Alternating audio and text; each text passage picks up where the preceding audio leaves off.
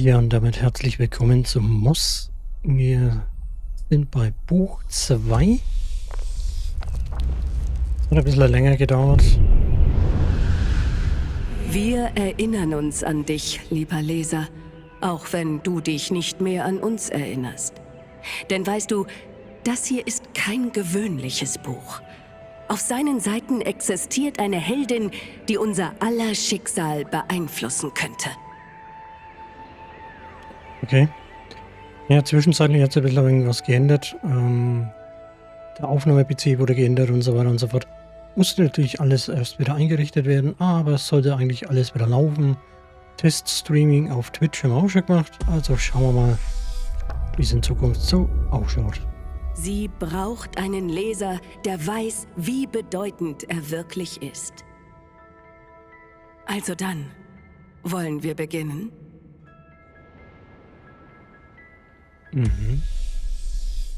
Ich muss in die Burg. Jeder Krieg in Moss beginnt und endet mit dem Fünf-Glas-Relikt. Und in der Nacht des Feuers versuchten die Geheimnisvollen, sich alle zu holen. Sir Argus, Kommandant der königlichen Wache, opferte in dieser Nacht alles, damit das Glasrelikt des Königs vor den Geheimnisvollen in Sicherheit war. Auch die Elfen mussten ihr eigenes Glasrelikt beschützen, und ihr auserkorener Champion tat genau das bis zu seinem letzten Atemzug. Haben wir jetzt eigentlich wieder die kleine Maus oder spielen wir jetzt was anderes? Die Geschichte um sein Glasrelikt sollte erst zu einem viel späteren Zeitpunkt fortgeführt werden, als die junge Quill von der Waldlichtung auf einem ihrer kleinen Abenteuer das fand, was der Champion der Elfen durch seinen Tod verhüllt hatte.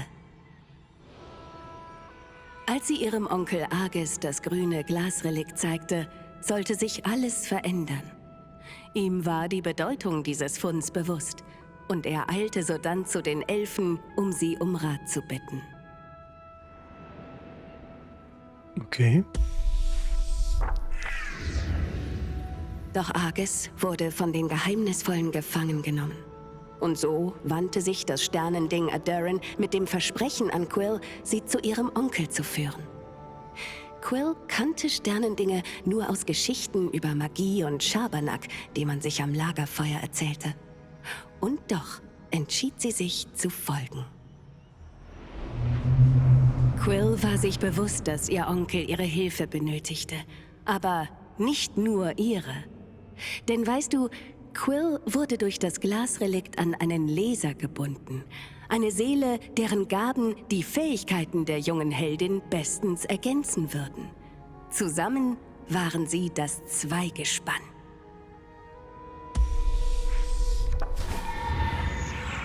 Sie begaben sich auf eine gefährliche Reise, auf der die Geheimnisvollen ihnen unerbittlich an den Fersen klebten, und Quill entkam knapp mit dem Leben. Adoran, mittlerweile eine Art Freund, hatte weniger Glück und landete im Schlund von Safok. Safok war der erbarmungsloseste General der Geheimnisvollen. Und an den Toren des Schlosses, das er in der Nacht des Feuers erobert hatte, erlegten die beiden Helden die gewaltige Schlange und retteten Argus aus der Gefangenschaft. Ja, ich wollte gerade sagen, im letzten Buch haben wir die ja gekillt, ne? Aber die Geheimnisvollen fanden mit Safok nicht ihr Ende. Ihr Anführer wird nicht aufgeben, bis das Fünf-Glas-Relikt in seinem Besitz ist. Und dadurch wird diese Welt aus den Fugen geraten. Unser Schicksal liegt in Quills Händen. Sie braucht einen starken Partner an ihrer Seite. Hoffentlich bist du dieser starke Partner, lieber Leser. Verlass Und dich da mal so nicht drauf. beginnt unsere Geschichte bei dem Schloss, in dem sich Quill und ihr Onkel den Geheimnisvollen stellen müssen, um das Glasrelikt des Königs zurückzuerobern, das dort, selbst nach all den Jahren, noch verborgen liegt. Das hoffen sie zumindest.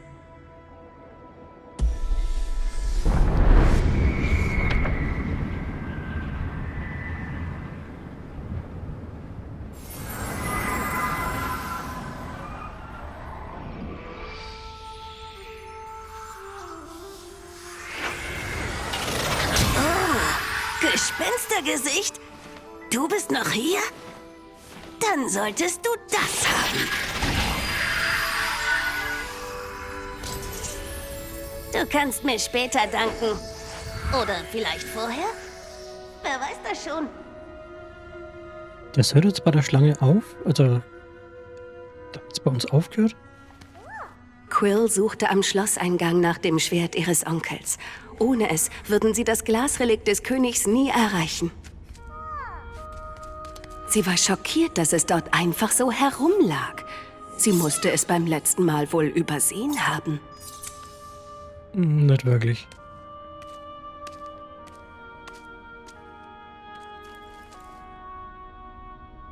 Immerhin war sie damals etwas beschäftigt.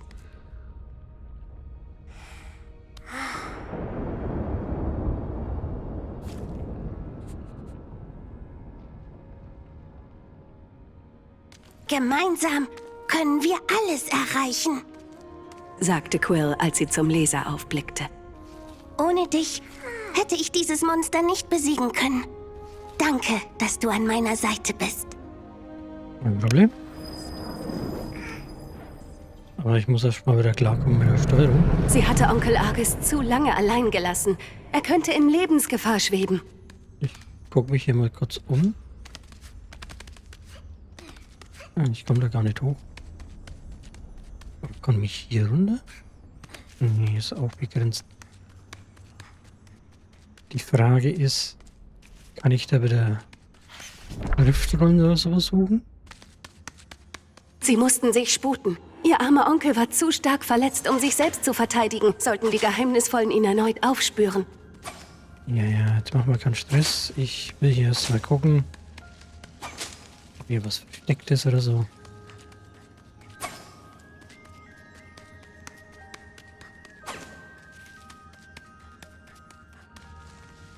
Mit denen kann ich doch auch immer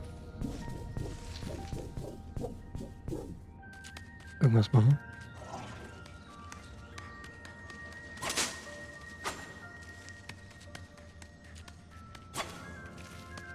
Hm.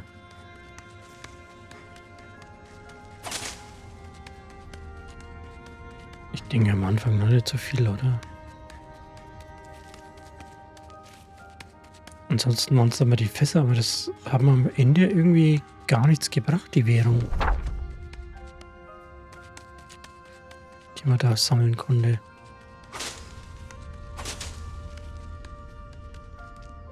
Da kommt man nicht hinter.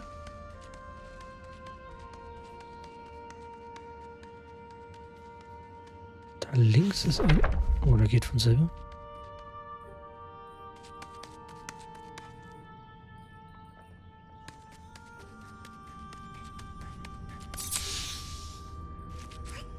Ja, ist ja klar. Das ist da unten. Da darf ich dann wieder zurück, ne? Ja. Machen wir keinen Stress, Mädel. Was geht mit dir, ey?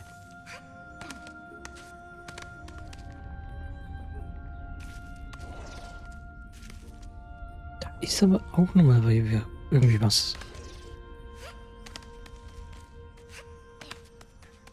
Ich bin neugierig.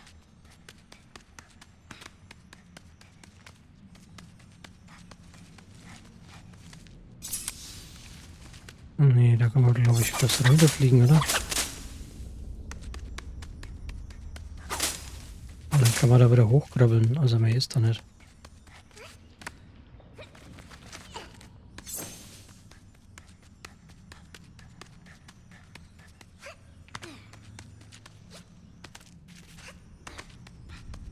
Und da gibt's doch noch was, oder? Nee, da ist nichts.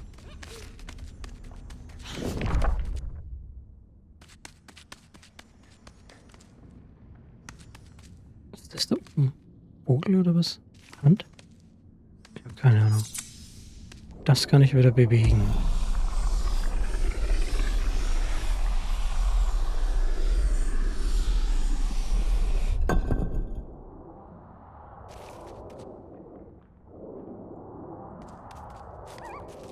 Komm ich da hoch? Nee, ne?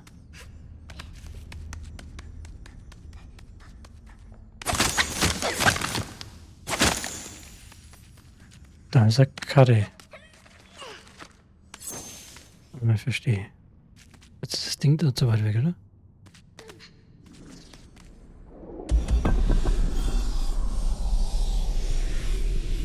Komm her hier. Da komme ich nicht rauf.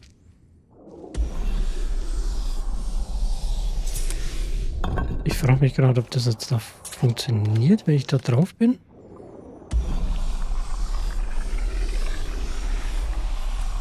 Frei. Ja, sagen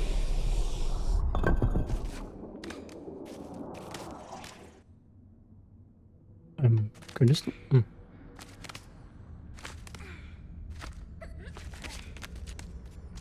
Okay. Genau, das Zeug habe ich gemeint.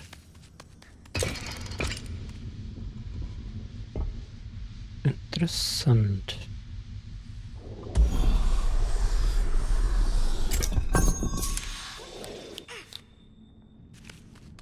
Und damit bleibt es offen, ne?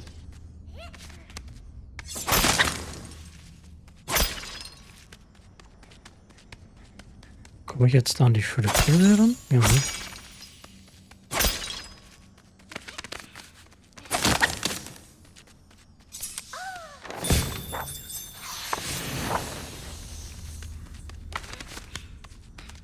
Okay.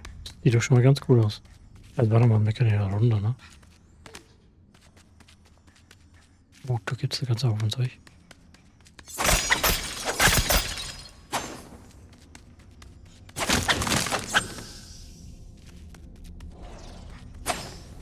Jetzt dachte ich, das kann ja kaputt machen. Also das war das erste Rätsel. Okay. Onkel Argus! Quill war erleichtert, dass er in Sicherheit war. Du hast mein Schwert. Du errätst niemals, wo es war. Mir war nicht bewusst, wie groß Suffolk in Wirklichkeit ist. Psst, nicht so laut, Quill. Wir sind hier nicht sicher. Er könnte überall sein. Das Glasrelikt des Königs ist unter dem Thron versteckt. Wir müssen schnell und leise vorgehen.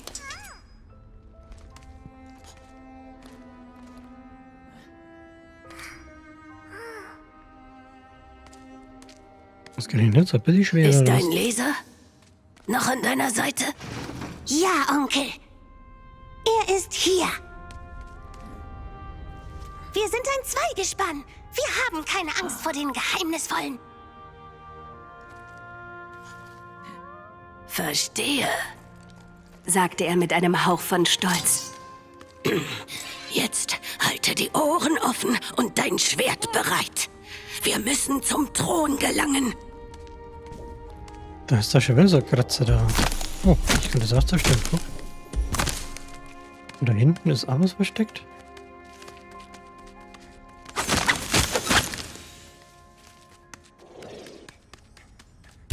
Wie war denn das hier? 9 von 350?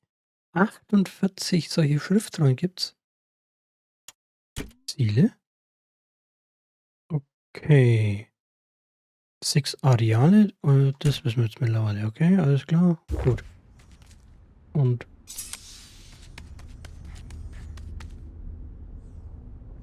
warum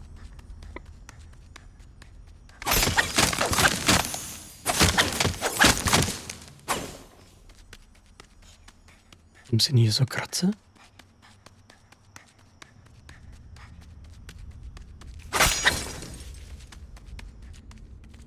Also, muss ich mal.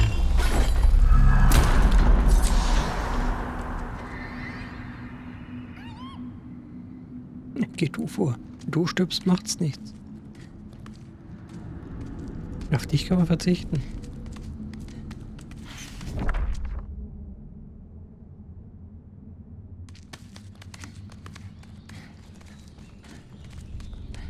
Keine Geheimnisvollen hier. Und genau das beunruhigt mich. Onkel, pass auf! Aua! Ich kann dich nicht sehen, Aber ich weiß, du bist hier, Leser. Beschütze sie. Ihr Schicksal liegt jetzt in deinen Händen. Ist ja vorher schon. Quill, du bist viel zu wichtig, um dein Leben für mich zu riskieren. Das Allgemeinwohl muss immer über Herzensangelegenheiten stehen. Sag mal, Quill Barney? verstand nicht. Er war ihre Familie und würde immer das Wichtigste für sie sein. Aber Widerspruch war zwecklos. Ja, blöde Frage. Waren wir hier nicht schon mal? Beim Buch 1? Das hat derselbe Eingang, oder?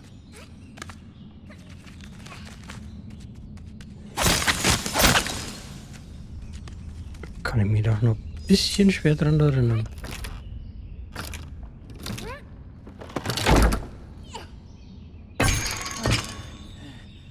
Geh voran.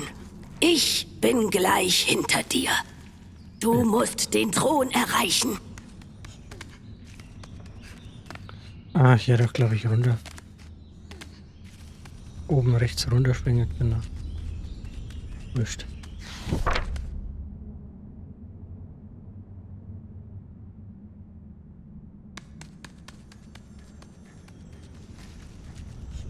Da ist wieder Rolle oben. Man sieht's hier, da. Das ist die Frage.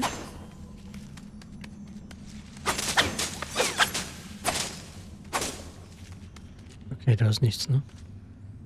Das Ding da kann ich auch nicht zerstören, da, ne? Nee, nee, wir müssen schon da hochlaufen. Und das sind wieder so Dinge, wo die die Käfer rauskommen. Oh oh.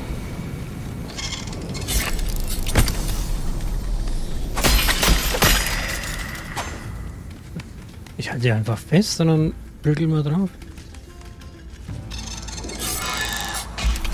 Bist du wegen auf dick oder was?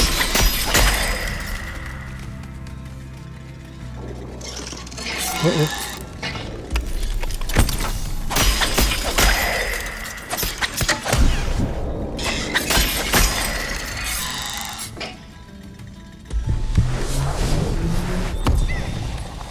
Okay, wir weichen mal aus.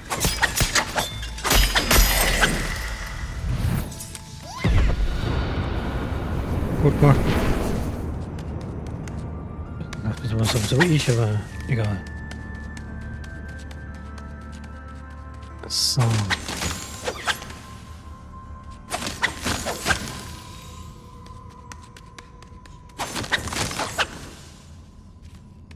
Ich glaube, wir müssen noch genauso oft draufhauen wie sonst auch, oder?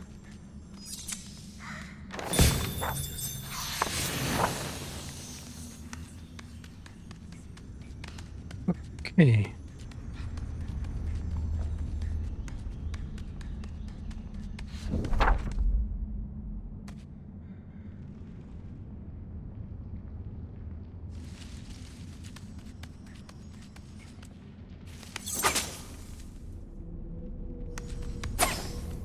Kommt man nicht rein, ne?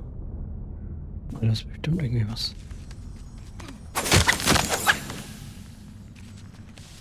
Warte mal, da muss was draufstehen oder so, ne? Ah, ja, genau.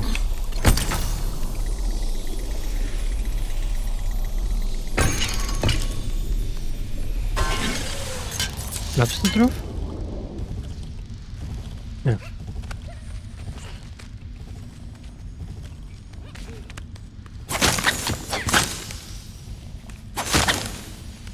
Weiß doch. Schrift.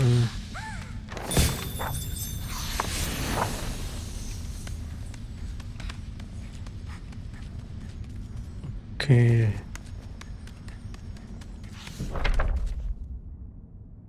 Bis jetzt waren noch nie 2 Schriftrollen in einem Raum, also wenn dann immer nur eine.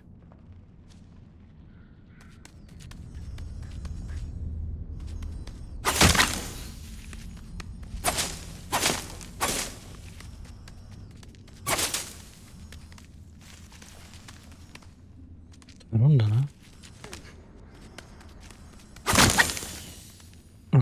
Okay. Warte mal.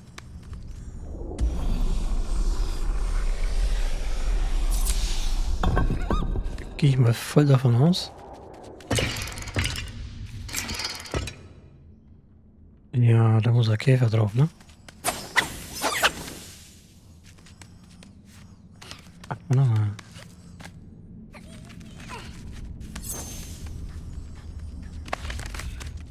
Warum?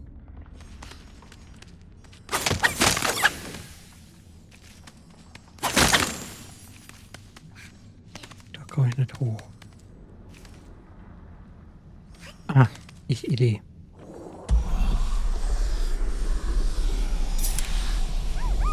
Ja.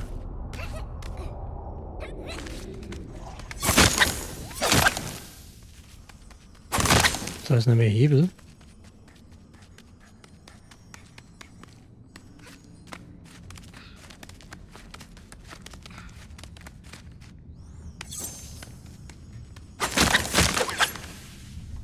Aber keine Rolle hier, ne?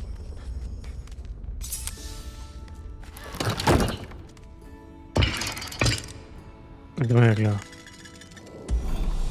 Dann würde ich sagen, das Ding hier weg. Du Käferchen, gehst da rüber.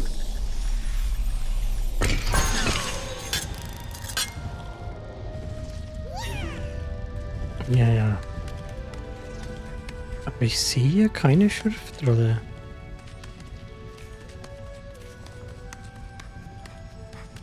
Da gibt es hier auch keine.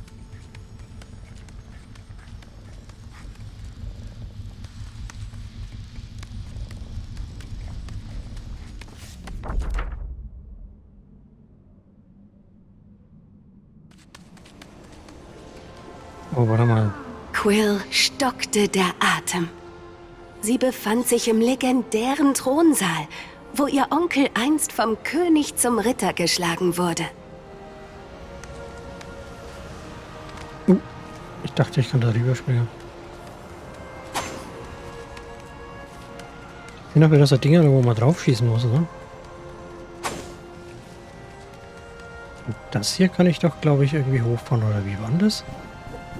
Nee. Die Frage ist, komme ich da rüber? Nein. Da mal was.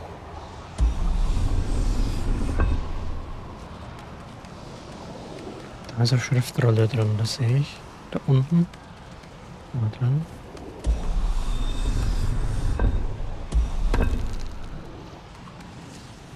Da haben wir eine Brücke. Die Frage ist... Nein. Ich dachte, ich kann den nach oben schieben.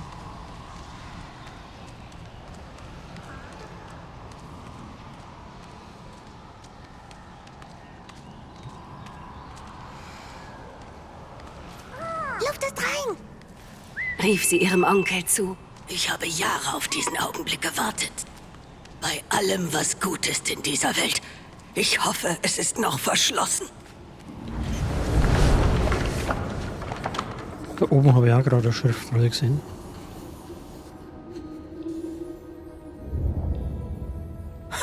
Die Narren haben es nie herausgefunden. Rief er schelmisch aus. Onkel Argus wandte sich daraufhin mit einem Augenzwinkern und einem Schmunzeln Quill zu und stach mit seinem Schwert auf den Thron ein. Es war der Schlüssel. Als sie in die unheimliche Stille der geheimen Kammer abstiegen, verblasste das Gefühl des Triumphs jedoch schon bald. Hoffentlich ist es sicher. Betete ihr Onkel flüsternd. So besorgt hatte Quill ihn noch nie erlebt.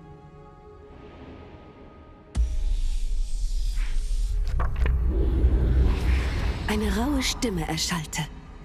Wenn ich ihr wäre, würde ich umkehren. Hier ist finsterste Magie am Werk. Ein Schwung meines Zauberstabs und ein Schwarm untoter Wespen wird euch zu Tode stechen. Ihr Onkel lachte. Barnet, hat dich die Einsamkeit dazu gebracht, mit den Toten zu sprechen? Ich habe gar keine untoten Wespen. Das war ein Bluff. Kicherte Barnet. Argus, mein Freund. Ich kann nicht glauben, dass du es wirklich bist.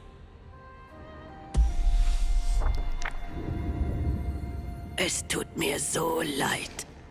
Entschuldigte sich ihr Onkel. Ich habe so oft versucht, dich zu erreichen. Aber ich konnte die verdammte Schlange nie besiegen. Ihre lang ersehnte Umarmung fand ein jähes Ende. Argus! Schrie Barnett panisch. Ich spüre die Anwesenheit eines Lesers. Der Eindringling ist dir gefolgt. Nein, Barnett. Das ist Quill, meine Nichte. Sie sind ein Zweigespann und haben Safok erlegt. Geheiligte Schnurrhaare eines Wiesels!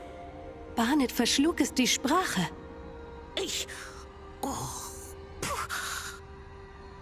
Dann gibt es viel zu besprechen. Möchte jemand Sumpfwarzentee? Nicht wirklich. Barnett erzählte viele Stunden lang, wie er sich versteckt und das Glasrelikt des Königs vor den Geheimnisvollen beschützt hatte. Jetzt, da Safok tot ist, wird der geflügelte Tyrann das Schloss dem Erdboden gleichmachen. Er weiß, dass ein Glasrelikt hier ist. Jetzt sind es 2? Oh, das ist nicht gut. Gar nicht gut. Nicht, wenn Quill zuerst alle 5 Glasrelikte sammelt. Erwiderte ihr Onkel grinsend. Das ist Irrsinn, Argus. Entgegnete Barnett. Nicht einmal ein Zweigespann kann es mit ihrer gesamten Armee aufnehmen. Nicht, wenn der Wächter Kreischer und Flammer und weiß der Autor was schmiedet.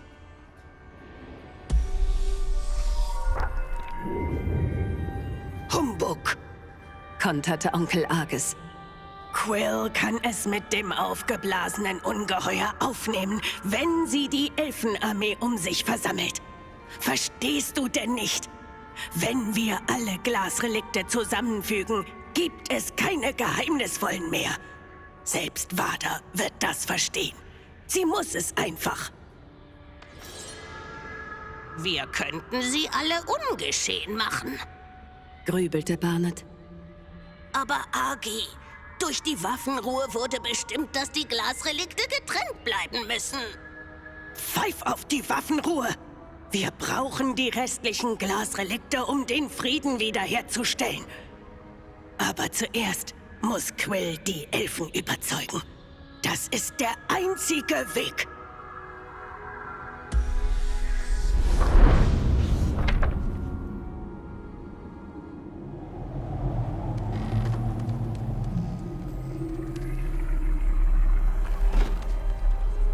Der Glaube ihres Onkels in sie und den Leser ließ Quills Herz voller Stolz anschwellen.